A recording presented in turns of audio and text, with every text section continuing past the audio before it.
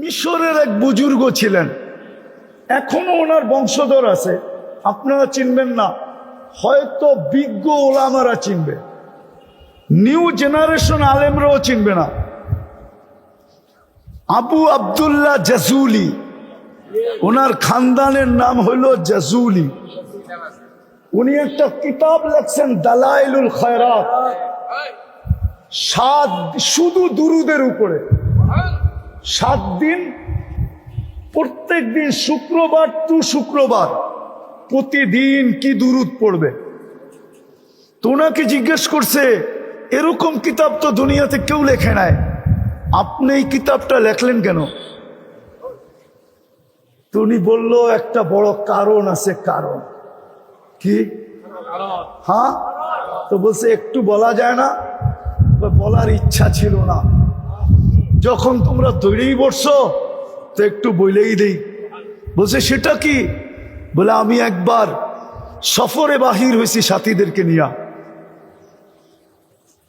তো চলতে চলতে চলতে চলতে নামাজের ওয়াক্ত চলে আসছে, কিন্তু পানির ব্যবস্থা ছিল না। উজু করব কি কইরা, উজু করব কি কইরা, পানির ব্যবস্থা ছিল না। তো টোকাইতে টোকাইতে টোকাইতে একটা কুয়া তো পাইলাম বটে, কিন্তু কোনো বালতি শালতি নাই। কিন্তু নামাজের সময় সংকীর্ণ হইতেছিল, তো দেখতেছিলাম ওটার পাশেই একটা ছোট ঝুপড়ি। ঝুপড়ি বোঝেন তো? আগে আমাদের দেশে বেশিরভাগ বাড়িঘরই ছিল ছনের, ঠিক না? কি বলেন? গোলপাতার, ঠিক না? তো বলে ওরকমই একটা ঝুপড়ি ছিল। ছাদের উপরে দেখতেছিলাম 6-7 বছরের একটা মেয়ে খেলতেছে। তো ডাক দিয়া বললাম, ওই মেয়ে, আমাকে একটা বালতি আর রশি দাও না। বলছে কেন? পানি উঠাবো, উজু করব। তো মেয়ে জিজ্ঞাসা করতেছে, তোমার নাম কি? মানান্তা। আরবিতে, আরব তো, মিশর তো,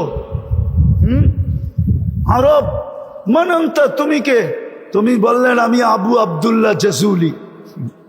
তো মেয়ে হাসি দিয়া বলল, সে আনতাল্লাযী উসনা আলাইক, তুমি ওই শাইখ যার ঢঙ্কা পুরো আরব জগতে চলে, যাকে পুরো আরব জগৎ চিনে, তুমি ওই শাইখ।